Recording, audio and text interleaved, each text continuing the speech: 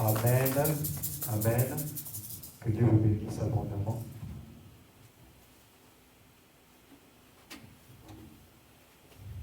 Bonsoir. Bonsoir. Bonsoir. Est-ce que nous sommes dans la joie? Amen. Alors manifestez-nous que nous sommes dans la joie.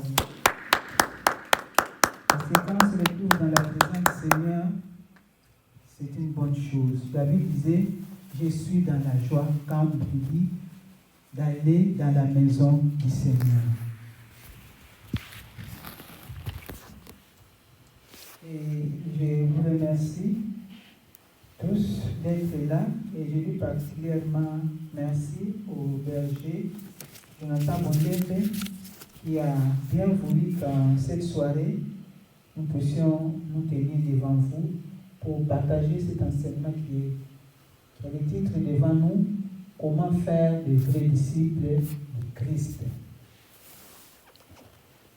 Comment faire des vrais disciples de Christ? Notre enseignement aura 3 parties principales. Et nous allons terminer par un moment de prière. Nous aurons une introduction qui sera suivie des différentes sortes de fruits. Et puis notre 3e partie, c'est comment faire des vrais disciples. Comment réellement nous pouvons faire des vrais disciples. Parce que c'est là notre préoccupation de cette soirée. Notre passage de base se trouve dans Jean 15, 16. Jean 15, 16.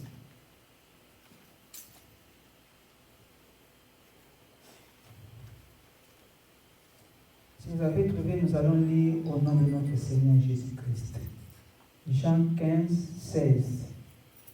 Ce n'est pas vous qui m'avez choisi, mais moi, je vous ai choisi et je vous ai établi, afin que vous alliez et que vous portiez du fruit, et que votre fruit demeure, afin que ce que vous demanderez au Père à mon nom, il vous sera donné.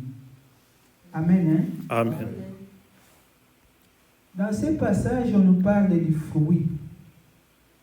Et nous devons porter du fruit, parce que c'est cela qui est très important, quand Dieu nous a appelés.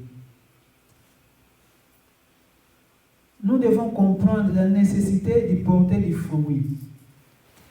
Et pour cela, nous allons considérer le livre de Luc 13, 6 à 9. Si quelqu'un trouve, vous pouvez chercher, vous allez nous lire ça.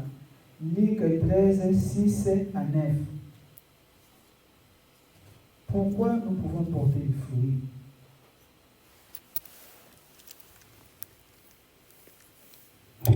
Luc 13, 6 à 9, la Bible dit: Il dit aussi ces paroles. Un homme avait un figuier planté dans sa vigne. Il vint pour y chercher du fruit et il n'en trouva point. Alors il dit au vigneron: Voilà 3 ans que je viens chercher du fruit à ces figuiers et je n'en trouve point. Coupe-les, pourquoi occupe-t-il la terre inutilement? Le vigneron lui répondit: Seigneur, laisse-les encore cette année, je creuserai tout autour et j'y mettrai du fumier. Peut-être à l'avenir donneras-tu du fruit, sinon tu les couperas. Merci beaucoup. Bien-aimés, nous devons comprendre que c'est un besoin. C'est important que nous puissions porter du fruit. Parce que même dans les passages de base que nous avons lus, il est dit que nous avons été choisis et établis pour que nous puissions porter du fruit. Et quel genre de fruits? Des fruits qui demeurent. Mais dans l'histoire que nous venons de lire, on nous parle d'un homme qui avait son champ, la vigne. Cet homme-là, dans sa vigne, il avait un figuier qui a été planté. Et il a donné son champ à quelqu'un pour pouvoir le garder, l'entretenir, le cultiver. La Bible nous dit qu'après 3 ans, l'homme est venu pour venir chercher du fruit dans son champ, mais il n'en avait pas trouvé. Il n'en avait pas trouvé et il s'est dit, coupe-la, coupez-les. Pourquoi doit-il occuper les terrains inutilement? Quand j'étais en train de préparer cet enseignement, je me suis rappelé, de ma parcelle à la maison, nous avons des arbres. et parfois j'ai planté des arachides. Mais avec les peu d'expérience que j'ai, je sais qu'à chaque semence, il y a une période. Pour les arachides, il faut 3 mois. Les haricots, 3 mois. Mais dans l'ensemble, en général, pour les arbres, pour qu'ils puissent produire des fruits, il faut au moins 3 ans. Il y a des arbres qui peuvent aller au-delà des 3 ans et des autres au-dessous des 3 années. Et c'était la préoccupation de ces propriétaires des champs. Il avait planté sa vie avec des objectifs. Mon figuier ici, dans 3 ans, il va produire des fruits. Ces fruits-là pourront m'aider. Peut-être qu'il avait aussi fait des planifications de projets. Quand mon figuier va produire des fruits, j'aurai des fruits que je peux vendre pour atteindre certains objectifs que je me suis tracés dans mon projet. Mais la Bible nous dit qu'après 3 ans, le maître est arrivé dans son champ pour cueillir les fruits. Et pendant qu'il observait les figuiers, il a constaté que les figuiers n'ont pas produit. Et c'était une déception pour lui. Ça l'avait bouleversé. Et moi, j'étais même allé loin de dire que peut-être que ça l'a beaucoup dérangé. Parce que par rapport aussi au projet qu'il avait fait, quand je vais cueillir mes figues là, peut-être je vais faire la boisson, je vais vendre, je vais continuer la parcelle que j'ai là qui est inachevée. Peut-être je vais essayer, mais tous ces programmes-là étaient maintenant bousillés parce que le figuier n'a pas produit. Quand nous sémons dans notre parcelle, même les gens qui font les champs, quand il est en train de s'aimer, il s'attend à quelque chose. Et c'est la même chose avec Dieu. Quand Dieu nous a créés, il s'attend à ce que nous puissions les glorifier, nous pouvons porter des fruits. Dieu ne nous a pas créés en vain. Quand nous considérons les passages toujours dans Jean 15, au verset 16,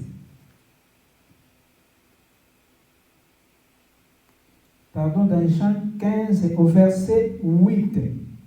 Si vous portez beaucoup de fruits, c'est ainsi que mon Père sera glorifié et que vous serez mes vrais disciples.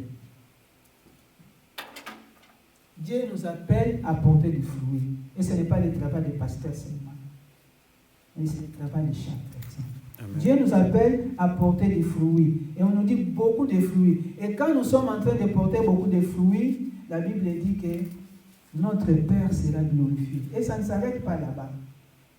Quand Dieu sera glorifié, c'est en ce moment-là que nous deviendrons des vrais disciples. Amen. Amen.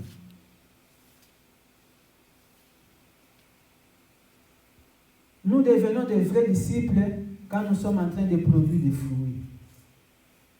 C'est ce qui nous amène à comprendre en quoi consistent ces fruits-là. Parce qu'on nous a parlé de fruits. Nous avons été établis, nous avons été choisis pour que nous puissions porter des fruits. Mais quels sont ces fruits-là? Et la Bible nous parle de 2 sortes de fruits. Les fruits que nous devons porter à 2 sortes de fruits. Les fruits témoignages, mon témoignage personnel, et les fruits, les faits d'amener les âmes à Jésus-Christ. Matthieu 5.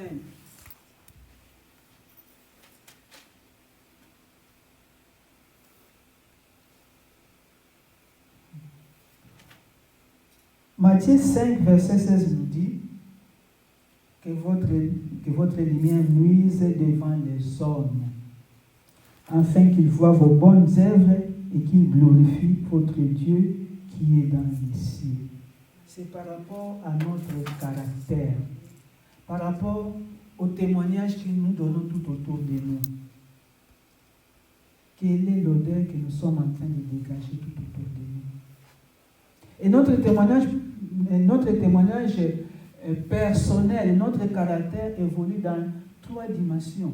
Par rapport aux autres, qu'est-ce que les autres peuvent dire de moi quand ils me voient en tant que maman pasteur? Quand ils me voient en tant que chrétien, enfant de Dieu, je dis que je suis enfant de Dieu. Mais comment les autres me considèrent? Est-ce que vraiment je suis en train de porter des bons fruits? Est-ce que mon caractère peut arriver à ce que les hommes, en me voyant, puissent glorifier Dieu? Quelle odeur je suis en train de dégager tout autour de moi? Mon caractère par rapport, nous avons les diables qui nous accusent chaque jour. Il y a une histoire dans la Bible d'un homme, le diable qui était devant Dieu, avant, il s'est promené sur la terre, et maintenant, quand il rentrait, il a trouvé Dieu. Ils se sont rencontrés avec Dieu. Et Dieu était en train de l'interroger. Est-ce que tu as vu mon serviteur Job? Est-ce que tu as vu mon serviteur Job sur la terre? Et Dieu a parlé de l'intégrité de Job. Mais le diable a contredit. Non, c'est parce que moi je connais Job. Tu lui as donné tout ce qui est possible. La richesse, les enfants, l'intelligence, la santé. C'est pourquoi il te sert. C'est pourquoi il a un bon témoignage. Mais essaie seulement d'enlever toutes ces choses. L'accusateur nous accuse. Et qu'est-ce que Dieu lui dit? Quel témoignage Dieu me donne? Dieu donne pour moi. L'autre dimension, c'est la dimension personnelle. Ma conscience. Qu'est-ce que ma conscience peut dire de moi-même? Parce que moi-même, je me connais moi-même. Au-delà de moi, je connais moi, Agnès, je suis ceci ou cela. Même si je peux paraître bon. Mais ma conscience, je me dis que non, malgré que tu es en train de prêcher, mais c'est que tu es là. Et c'est ça qui glorifie Dieu. Que notre lumière puisse nuire en tant qu'enfant de Dieu, que notre lumière puisse nuire devant les hommes, et en considérant les œuvres que nous sommes en train de faire, que notre caractère reflète Dieu est loué. Ça, c'est les premiers fruits qu'un chrétien doit produire, doit porter dans sa vie, dans sa marche de chaque jour. Je ne peux rien dire, mais en observant seulement, les gens peuvent dire non. Ngolu ya nzambe eza likolo ya mwana mwasi oyo. Ngolu ya nzambe eza likolo ya mwana mobali oyo. Alors, la deuxième manière de porter des fruits, c'est celui d'amener les âmes à Christ. Bien aimé, la Bible dit dans Luc 19, verset 20, car le Fils de l'homme est venu pour chercher et sauver les perdues. Amen. Amen.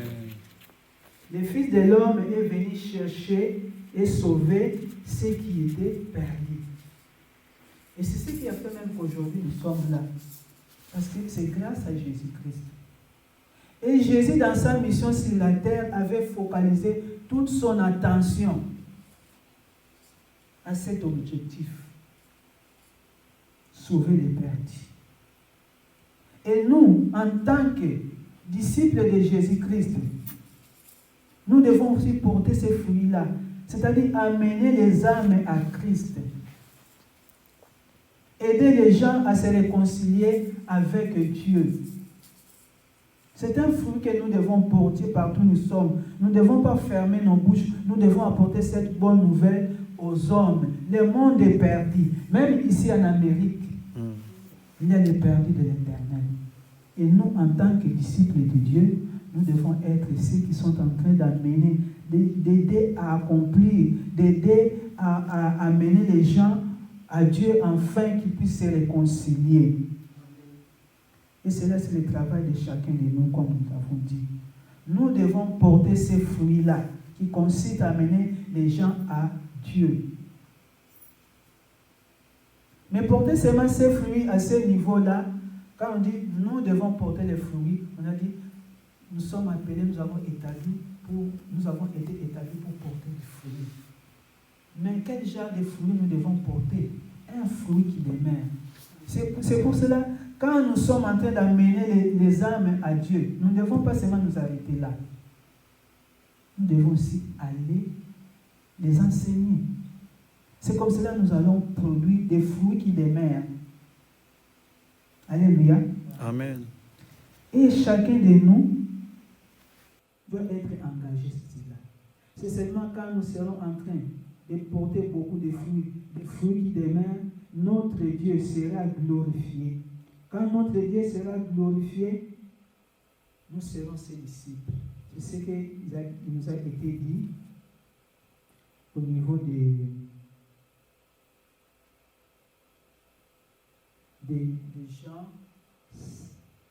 Jean Jean 16. Jean 15, pardon. Jean 15, 8. Jean 15, 8 nous disait, si vous portez beaucoup de fruits, c'est alors que Dieu sera glorifié et que vous serez mes disciples. Beaucoup de fruits, nous devons les porter. Cela amène la gloire de Dieu et cela fait de nous des disciples.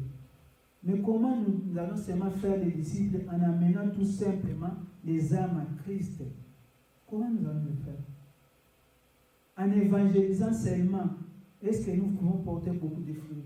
En évangélisant seulement, est-ce que les fruits peuvent demeurer?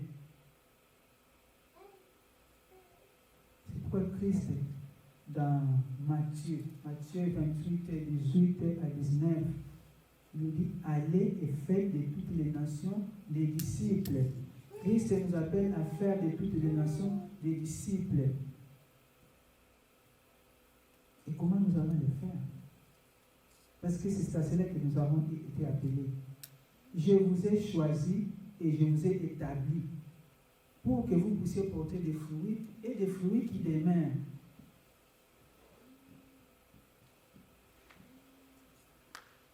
Et tout ce que vous demanderez en mon nom à Jésus, il vous sera donné.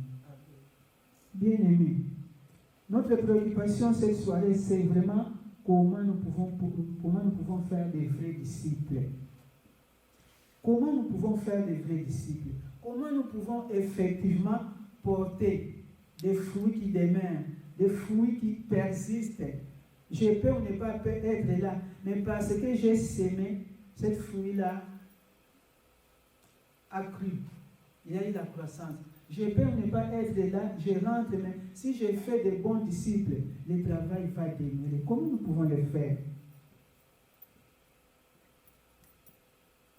Dans ce processus de faire des disciples, nous devons nous impliquer dans l'évangélisation, dans les affermissements et dans les discours. Et ce processus est appelé la multiplication spirituelle. Pour faire des disciples, pour porter des fruits qui demeurent, nous devons nous impliquer dans la multiplication spirituelle. Et comme je l'ai dit, la multiplication spirituelle consiste en 3 étapes. Il y a 3 moments forts: l'évangélisation, les affermissements et les discipulats. L'évangélisation, c'est comme nous l'avons dit au début, c'est gagner les âmes, les apporter à Dieu. Et la Bible nous dit, et quand nous le faisons, quand nous portons du fruit, parce que c'est une manière de porter des fruits, Dieu est glorifié. Et la Bible même nous dit, pour une âme gagnée, il y a une fête dans les cieux. Donc tu es capable de provoquer des fêtes et des fêtes. Si pour une âme il y a des fêtes, il y a une fête, pour 2 âmes il y aura des fêtes. Et si nous sommes en train de gagner, toi tu gagnes, nous tous nous gagnons déjà en Christ. Combien de fêtes nous allons déclencher dans les ciels? Mais nous ne devons pas seulement nous arrêter à l'évangélisation pour que notre fruit puisse demeurer. Nous avons porté du fruit en faisant l'évangélisation, en gagnant les âmes. Mais pour que ces fruits-là puissent persister, puissent demeurer, si nous nous arrêtons à l'évangélisation, nous serons comme si nous sommes en train de faire des faux disciples. Comme si nous sommes en train de faire des adeptes. Comme si nous sommes en train de faire des fanatiques. Et nous sommes en train de faire l'addition spirituelle. C'est-à-dire, je suis en train seulement d'ajouter quelques gens dans la famille de Dieu. Je suis là aujourd'hui, j'ai le papa recevoir Christ, et il y a une fête dans le ciel, et papa devient chrétien. Mais je m'arrête là-bas. Papa ne sera pas à mesure d'aller gagner une âme, parce que juste je l'ai gagné à Christ et je le laisse. Je fais de même, un autre jour, je pars, je gagne une autre personne, je l'amène dans l'église et nous venons, nous adorons Dieu. C'est comme si je viens d'accoucher d'un enfant, je l'abandonne. Pour moi, accoucher seulement, mais les autres prendre soin de l'enfant, ça ne m'occupe pas. Quand je suis en train de suivre certaines histoires dans les réseaux sociaux, il y a des gens qui sont comme cela. Beaucoup de jeunes sœurs. Et elle accouche parce qu'il voit son âge maintenant, il sait que si je prends soin de cet enfant, ça va m'handicaper dans mon avenir, je ne saurais plus évoluer. Il part l'abandonner quelque part. Et beaucoup de chrétiens, nous agissons comme cela. Nous pouvons bien gagner des âmes à Christ, mais nous arrêtons là-bas. C'est ce qui nous fait entrer dans notre deuxième point. L'affermissement. Quand Christ a donné son ordre suprême, il a dit « Allez et faites de toutes les nations des disciples ». Il a dit « Mais comment vous allez faire de toutes les nations des disciples? En leur enseignant tout ce que je vous ai prescrit. » Donc, dans le processus de multiplication spirituelle, au niveau de l'affermissement, c'est là où nous sommes en train d'investir, d'équiper, d'enseigner. Je suis en train d'enseigner celui que j'ai gagné à Christ. C'est comme si je suis en train de prendre soin de mon bébé pour qu'il puisse grandir. Pour qu'à un certain niveau, ce bébé-là puisse devenir un homme qui pourra faire aussi sa famille et se reproduire comme moi je l'ai fait. Et ici, nous avons des parents, nous sommes témoins de cette multiplication qui est physique. Nous voyons papa avec Bertie. Bertie maintenant a un enfant. C'est une multiplication. Je vois moi, je suis là, Jonathan est là, et nous sommes en train de multiplier. Et c'est la même chose pour Dieu. Quand Dieu nous appelle, nous devons nous multiplier. Quand il nous dit, allez faire de toutes les nations des disciples, nous devons être capables de gagner des âmes à Christ, de les former, de les équiper. C'est ça l'affermissement. Dans l'affermissement, il y a les enseignements. Des enseignements qui vont aider la personne à grandir, la personne à comprendre la vision. Nous sommes en train de l'équiper. Nous sommes en train d'équiper la personne afin qu'il soit capable de transmettre ce qu'il aura reçu à d'autres personnes. Et enfin, le troisième point, ça sera le disciple-là. C'est-à-dire, cette personne-là que nous avons enseignée, cette personne-là que nous avons équipée, dans laquelle nous avons investi tout ce que nous avons appris de notre Seigneur Jésus-Christ. Maintenant, nous lui donnons cette opportunité-là d'aller aussi. Donc, il est déjà bien fait. Il est déjà capable, il est déjà bien occupé. Et lui, il va faire comme nous. Il va faire comme nous. Et Paul a bien exprimé cela dans 2 Timothée 2.2. Quelqu'un peut nous lire 2 Timothée 2.2?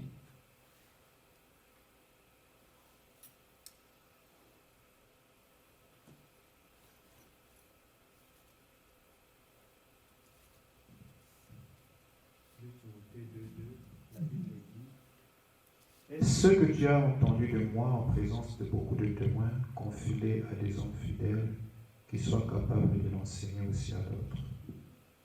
Et ce que vous avez entendu de moi, confie-les à des hommes fidèles qui sont capables de l'enseigner à d'autres personnes. Paul s'adressait à Timothée. Ce que toi tu as entendu de moi, confie-le. Donc moi, Paul, ce que tu as entendu de moi, tu dois le confier à d'autres personnes. Mais quel genre de personnes? Des hommes fidèles. Et ce n'est pas seulement des hommes fidèles, mais qui sont aussi capables d'enseigner. Ce que toi tu avais entendu de moi, de l'enseigner à d'autres encore.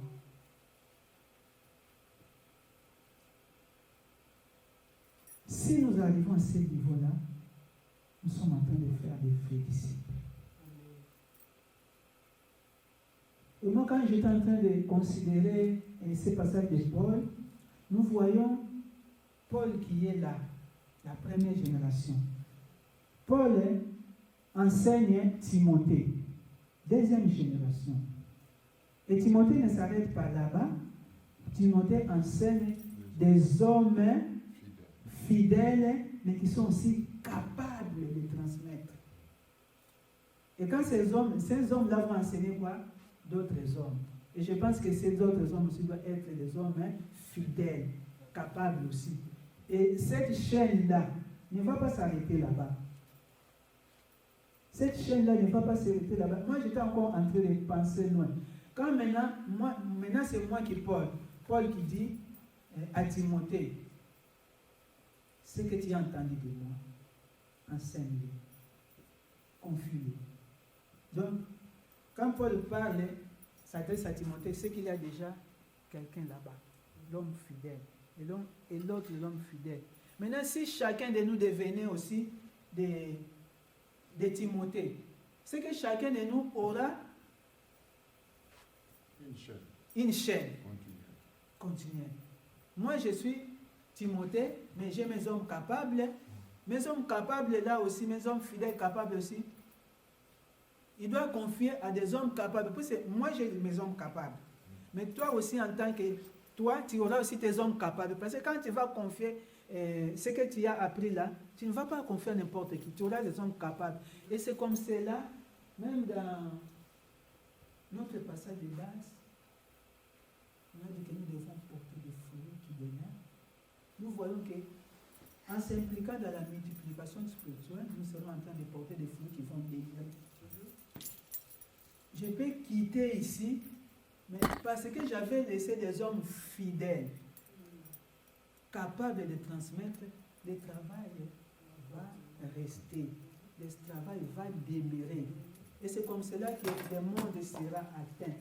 Mais si nous nous arrêtons seulement à faire la mission, c'est seulement moi qui est équipé, et c'est moi qui dois partir chaque jour. Je peux faire des années et des années pour atteindre le monde, ça sera difficile. C'est comme cela, pour faire des vrais disciples, nous devons être impliqués dans la multiplication spirituelle. Et cela n'est pas seulement un travail des pasteurs, des évangélistes, mais un travail de tout chrétien. Imaginez que nous sommes ici, c'est à combien? À 8.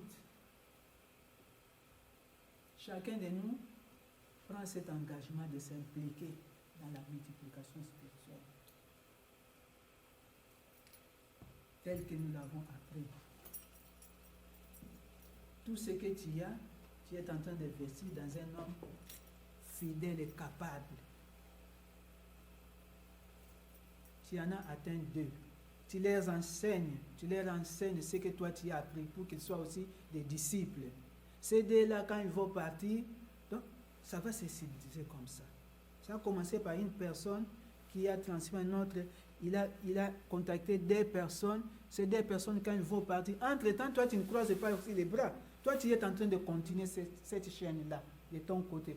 Papa va continuer, toi tu vas continuer. Et les personnes que nous allons gagner vont continuer à faire ce travail. Et c'est là que nous serons en train de porter du fruit et qui vont glorifier Dieu. Comme je l'ai dit pour une âme, le ciel est en fête. Maintenant, si nous continuons, si nous impliquons dans la multiplication spirituelle, combien de fêtes il y aura au ciel à cause de moi, à cause de vous. Bien-aimés dans le Seigneur, je ne vais pas vous prendre beaucoup de temps, comme je l'ai dit. Je pense que notre message est seulement résumé par ce passage de Paul à Timothée. 2 Timothée 2:2 nous donne une bonne stratégie, une bonne méthode pour que nous puissions produire, porter du fruit qui demeure, nous puissions faire des disciples tel que notre Seigneur nous l'a donné, l'ordre suprême dans Matthieu 28, 18 à 20. Et comme je l'ai dit, cette tâche-là n'est pas donnée à une seule personne. Même là où je suis, le fait de porter des disciples ne nécessite pas que nous soyons nombreux. Même dans mon service, le Seigneur peut nous montrer une personne fidèle en qui je peux investir. Même parmi mes amis, même dans l'église, parce que tous ceux qui viennent à l'église ne sont pas des disciples, ne sont pas aussi des chrétiens. Donc, comme je le disais, que mon enseignement est résumé par ces versets de 2 Timothée 2:2. Que chacun de nous se souvienne de ces passages et que là où il est, qu'il soit en train de méditer. Quand je parlais des disciples-là, j'ai dit que c'est là où on donne les opportunités. Donc, les besoins d'une formation pour que nous puissions être en mesure d'être des disciples. On ne dépend pas d'être des pasteurs, d'être des prophètes, mais d'être seulement un disciple. Et cela, c'est l'appel de tout chrétien. Ce n'est pas seulement des pasteurs. C'est pourquoi nous allons prendre un petit moment dans la prière. Pour prier notre Dieu. Ce n'est pas en vain que Dieu nous a appelés ici. C'est un privilège d'être là. Parce que celui qui veut faire des disciples doit lui-même être disciple. Celui qui veut faire des disciples doit lui-même être disciple. Et pour être disciple de Jésus-Christ, il faut d'abord avoir une relation personnelle avec ce Dieu-là, avec Jésus. Nous allons prier. Mais avant d'entrer dans la profondeur de la prière, nous interpellons. Si tu es là, tu sais que dans ton parcours, tu n'as jamais invité Christ à venir dans ta vie. C'est-à-dire, j'ai pris. Les chrétiens, ce n'est pas un nom. Les chrétiens, c'est une relation avec Jésus-Christ. Et je me souviens qu'un jour, j'ai prié pour demander à Jésus de venir dans ma vie. Parce que c'est là le point de départ. Avant que je ne sois vraiment un disciple, je dois être gagné à Christ. C'est-à-dire, un jour, j'ai prié, j'ai compris ma position et j'ai demandé à Dieu d'entrer dans ma vie, de me diriger. J'ai accepté Christ comme Seigneur et Sauveur. Nous allons prier ici dans l'assemblée. Quelqu'un réalise qui n'a jamais fait une prière d'invitation à recommander sa vie à Jésus-Christ. Il va commencer à suivre cette prière. Il va dire à Dieu, Seigneur Jésus, j'ai dirigé moi-même ma vie. Mais je réalise que j'ai péché contre toi. Maintenant que j'ai compris que je dois céder ma vie à Jésus-Christ, je te prie, Seigneur, prends la direction de ma vie. Et fais de moi la personne que tu voudrais que je sois. Nous sommes déjà dans la prière. Si tu sens au-dedans de toi que tu n'as jamais invité Jésus-Christ, ne résiste pas. Fais cette prière. La prière, c'est un acte de foi. Cela démontre que tu as confiance en Dieu. Fais cette prière. Demande à Dieu, à Jésus, d'entrer dans ta vie. C'est dans ce moment-là que tu auras une relation avec Dieu. Dans ce moment-là que tu feras une communion avec Dieu. Et quand tu fais cette prière-là, tu pries pour demander à Dieu de faire de toi un disciple.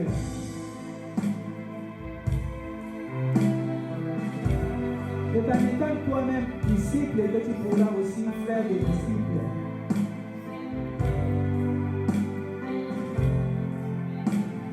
Être disciple de Dieu implique aussi le temps, la disposition, la disponibilité.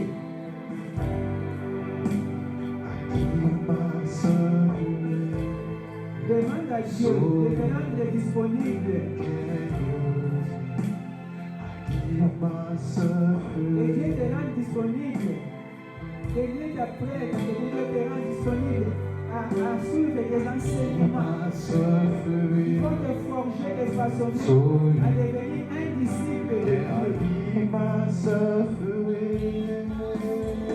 Parce qu'on fait que donner ce qu'on a.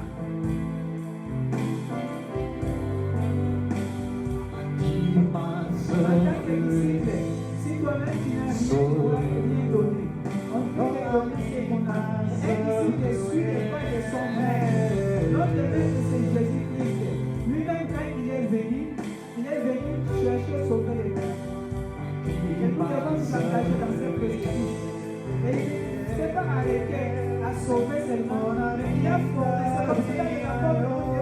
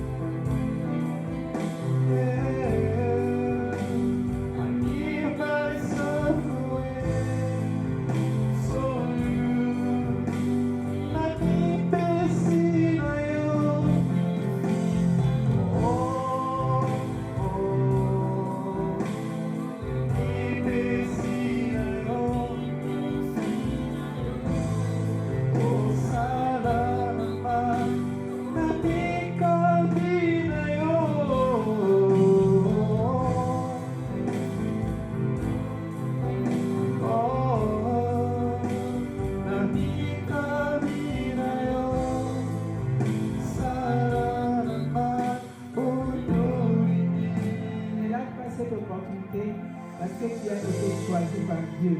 Ce n'est pas nous qui avons choisi Dieu. C'est Dieu qui nous a choisi, nous a établis, afin que nous puissions porter des fruits. C'est un privilège que Dieu nous donne.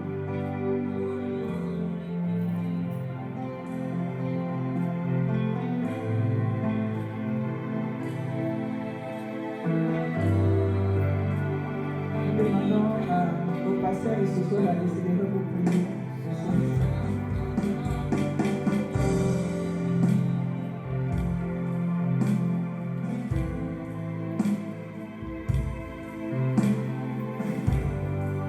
Nous te bénissons, Seigneur, car chez toi il n'y a pas de hasard. L'Église a commencé dans les familles. Lors des apôtres, Seigneur, c'était dans les maisons des gens que les gens commençaient à prier. Et toi, tu ne veux pas que nous puissions seulement nous retrouver pour prier par dire. Mais tu voudrais que nous puissions te recevoir. Que tu sois notre Seigneur et Sauveur, le guide de notre vie. Et que nous puissions, Seigneur, aller,